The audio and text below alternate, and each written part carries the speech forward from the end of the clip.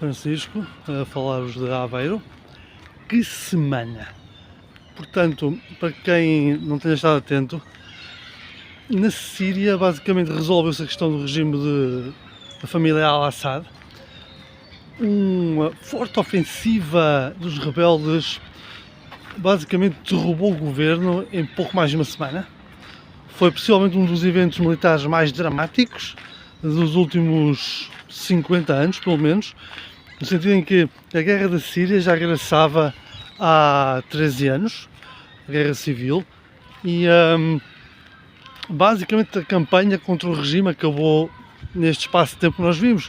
Um avanço extremamente rápido, as forças do regime, as forças assadistas desintegraram-se completamente e a Rússia basicamente está a perder as suas bases militares no Mediterrâneo, o que vai ter fortes impactos para a Rússia indo para a frente. Mas como justificar isto? O que é que se passou? Andando um bocadinho para trás, porque estas coisas requerem sempre um bocadinho de contexto. A guerra civil na Síria começou em 2013, então 2011, perdão, quando, no contexto da Primavera Árabe, ou da chamada Primavera Árabe, um conjunto de manifestações contra os regimes totalitários do Médio Oriente, que foram o resultado da intervenção militar americana no Iraque, se propagaram até à Síria, que era governada pelo regime dos Assads. Neste momento o presidente seria o Bashar al-Assad, e o regime totalitário, com muitos presos políticos, e que basicamente envolveu a Síria numa série de guerras contra Israel ao longo de décadas.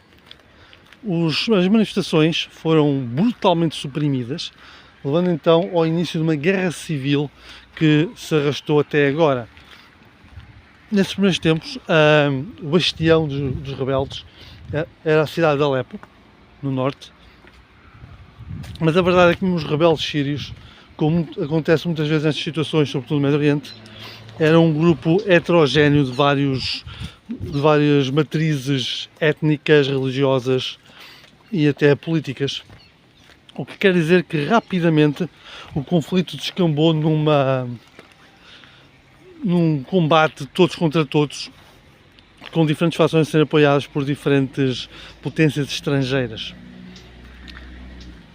Ora, em 2014, o regime sírio recebeu um forte apoio da Rússia, que estabeleceu bases militares e providenciou sobretudo apoio aéreo, mas também operações de forças especiais, no sentido de proteger o regime e garantir os portos do Mediterrâneo que a Síria tem. Esses portos que permitiriam então à Rússia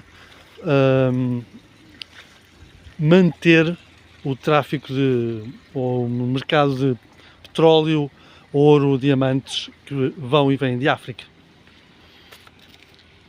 Ora, a Rússia e o Irão também enviou tropas sob a forma da Guarda Republicana, jihadistas fanáticos, de um modo mais fácil de descrever, que basicamente protege o governo do Irão, mas que não são o exército iraniano. Atenção, o exército iraniano é outra coisa.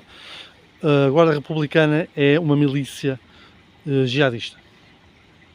Ora, o Irão e a Rússia providenciaram estas armas, este apoio militar, mas também apoio financeiro, uma vez que o regime sírio ficou basicamente na bancarrota depois dos primeiros 2-3 anos de guerra.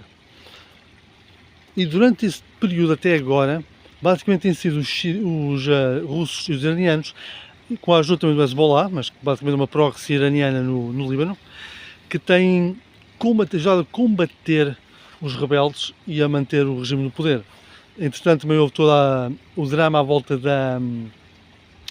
do chamado Estado Islâmico, que neste momento só existem umas bolsas que também estão neste momento a ser esmagadas por várias fações rebeldes. E pouco depois houve uma certa estagnação das linhas da frente, sobretudo depois da Força Aérea Russa ter apoiado a Força Aérea Síria a destruir centros populacionais onde se havia qualquer tipo de apoio a favor dos rebeldes. Várias cidades, inclusive as cidades que foram capturadas, evidentemente na última semana, foram pulverizadas pela Força Aérea e pela artilharia russas e sírias, mesmo no sentido de esmagar a revolta. Muitas prisões políticas, muitos campos de tortura, estão-se agora a revelar também imensas verdades sobre estas torturas e esta destruição da população síria. E então houve esta estagnação e estes massacres continuados para manter o povo na linha. Isto também levou a um enorme fluxo de refugiados para o Iraque, para a Turquia e para a Europa, que também destabilizou grandemente esses territórios. O que é que mudou? Ora, em 2022, como nós sabemos, a Rússia invadiu a Ucrânia. Isto é suposto uma operação rápida, que derrubaria o governo de Zelensky e iria colocar então um governo pró-russo a comandar a Ucrânia. Isto claramente não aconteceu. Estamos quase a chegar aos 3 anos de uma guerra de grande escala continuada desde esses meses de fevereiro de 22. Isto basicamente devastou a capacidade militar e económica russa, que significa que o apoio que era dado aos aliados da Rússia já não existia. Veja-se o que aconteceu em Nagorno-Karabakh, na Arménia, em que esse território foi conquistado em 3 dias pelo Azerbaijão no ano passado, exatamente porque a Arménia, apesar de ser aliada russa, os russos não tiveram capacidade de os ajudar, nem sequer a nível político, quanto mais financeiro e militar. Os rebeldes sírios sabiam isto. No entanto, eles não estão unificados. Há várias fações. Há fações pró-turcas, fações curdas, fações jihadistas, fações democráticas, fações tudo e mais alguma coisa. No entanto, recentemente houve uma união de várias destas fações sob a alçada de um líder que tinha ligações à Al-Qaeda, que suspeita que seja um jihadista, mas que tem tido uma linguagem bastante moderada nos últimos tempos. E a ideia deles era fazer uma ofensiva para recapturar Alepo já no ano passado. Não obstante, a Turquia soube disto e informou os turcos, por sua vez informaram os sírios, o regime do Assad. E em resultado disso, os russos bombardearam os postos de campos rebeldes, o que basicamente cancelou a ofensiva. Voltaram a tentar este ano. Desta vez não informaram ninguém, foram à ofensiva e a operação, pelo que suspeito, a ideia era de facto tomar Alepo, mas Alepo caiu em horas e eles perceberam que havia mais que podiam ganhar com esta ofensiva, por isso carregaram sobre o sul, veio Hama, depois veio a batalha por Homs, e quando estava a dar a batalha por Homs, outros grupos rebeldes aliados ao principal vieram de sul e tomaram Damasco. Basicamente foi isto. Porquê que o regime sírio, que parecia tão forte, tão militarizado, tão cruel, caiu tão rapidamente? Isto tem a ver com algo que eu também já defendo que vai acontecer com a Rússia e que tem a ver com a questão dos sistemas. Andrew Tanner, um analista e escritor de ficção científica que tem falado muito sobre a Ucrânia nos últimos anos, ele falou sobre isso no seu último post e é interessante que o leiam, porque a questão é um sistema político requer alguma estabilidade para se manter. Requer financiamento e requer crença no mesmo. 13 anos de guerra devastaram a Síria. As Forças Armadas Sírias são uma sombra daquilo que já foram. A economia síria não existe, as pessoas fugiram, vivem em campos. Basicamente o sistema existe para a guerra e estava a ser financiado pelos russos. Os russos não têm capacidade de se financiar a si próprios neste momento, quanto mais de financiar os seus próprios aliados, como disse, abandonaram a Arménia. Então, quando estes soldados sírios foram atacados pelos rebeldes e perceberam que iam morrer basicamente para nada, para não sustentar um regime que já não acreditavam, que já não lhes pagava, que já não os apoiava, eles basicamente fugiram. Houve também vários acordos feitos pelos rebeldes com os diferentes comandos militares, no sentido de os convencer de facto que já não valia a pena lutar por um regime que não queria saber deles e que não os pagava. E vários destes comandos basicamente passaram-se para o lado dos rebeldes assim que eles chegaram aos seus postos. Isto é importante no contexto da própria Rússia, porque há aqui um exemplo que eu acho que é muito importante. Na Primeira Guerra Mundial, a Alemanha combateu quase até à última semana da guerra. Fez ofensivas e contraofensivas, mesmo na altura da ofensiva dos 100 dias por parte dos aliados, basicamente quebrou a coluna vertebral do exército alemão. Mas quando finalmente o exército alemão quebrou, foi tudo abaixo em pouquíssimo tempo. 2 semanas a guerra estava acabada. Normalmente porquê? As mortes acumulam-se, os ganhos, mesmo as vitórias começam a tornar-se insubstanciais porque não justificam o que foi perdido, a economia começa a arrastar-se, falta comida, falta dinheiro, falta qualidade de vida, falta saúde, falta...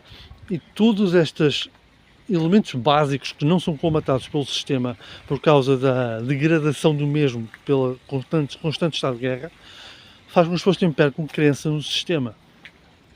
Isto normalmente... A questão é que as pessoas também têm muita tendência para não agir, até realmente sentirem que não há nada que lhes reste. Normalmente quando as pessoas se revoltam, quando as pessoas desistem dos sistemas, é quando sentem que já não têm nada a perder. Tipo, uma revolta, por exemplo, vão revoltar-me contra este governo. Porquê? Porque não têm nada a perder. Se eles me matarem, também já ia morrer de fome para a semana, por isso que se lixe. Passa a expressão. E o que se passou na Alemanha foi um bocado nesse sentido de que enquanto as tropas acreditavam que alguma coisa se podia fazer, foram combatendo. No entanto, com o chegar das notícias de casa, das dificuldades e com a óbvia superioridade militar dos seus oponentes, quando chegou o ponto fulcral, veio tudo abaixo no instante. As pessoas começaram a render-se. Se os números de rendições forem muito grandes, então os outros começam a imitar porque não vão morrer se os outros não quiseram. Isto foi o que se passou um bocado na Síria. Quando, já com esta moral tão baixa, quando o confronto se deu, a maior parte das tropas já não queria lutar. Eu acredito que isso vai passar com a Rússia. Isso é interessante. Isto pode ser basicamente um exemplo do que é que pode vir a acontecer. Isto é interessante porque tem-se falado muito na desvalorização do rublo, nas dificuldades económicas que a Rússia está a passar neste momento e também no facto de que faltam materiais, falta comida e mesmo a habitação, isso é interessante, uma coisa para falar até sobre Portugal. Mas em todo caso, a habitação também está fora do alcance da maior parte dos russos neste momento. E essas notícias vão chegando à linha da frente e as pessoas vão percebendo que estão a combater por um sistema que os abandonou. E é aí que as coisas vão quebrar, como aconteceu na Síria. Com isso dito, o que é que vai acontecer a seguir? Os israelitas já deram uma resposta. Começaram a invadir o sul da Síria para capturar a totalidade dos Montes Golã. Portanto, não vai haver paz entre Israel e Síria, mas a Síria não vai ter paz no futuro. Isto é muito bom para o Netanyahu, uma vez que consegue sustentar a guerra eterna que o vai manter no poder. Nos lembramos que o Netanyahu é, neste momento, um tirano de Israel e a guerra eterna vai garantir que ele se mantém no poder.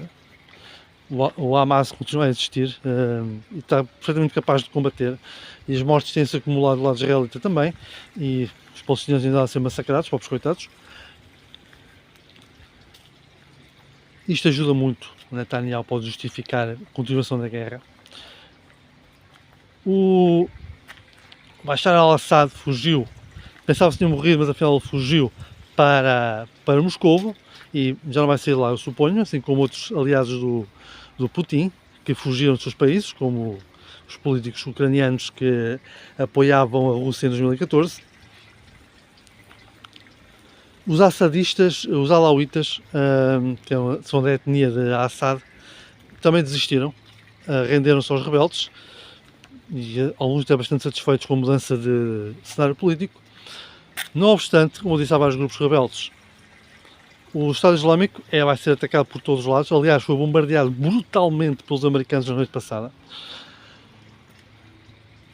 Não obstante, os curdos e os rebeldes pró-turcos estão a combater no norte.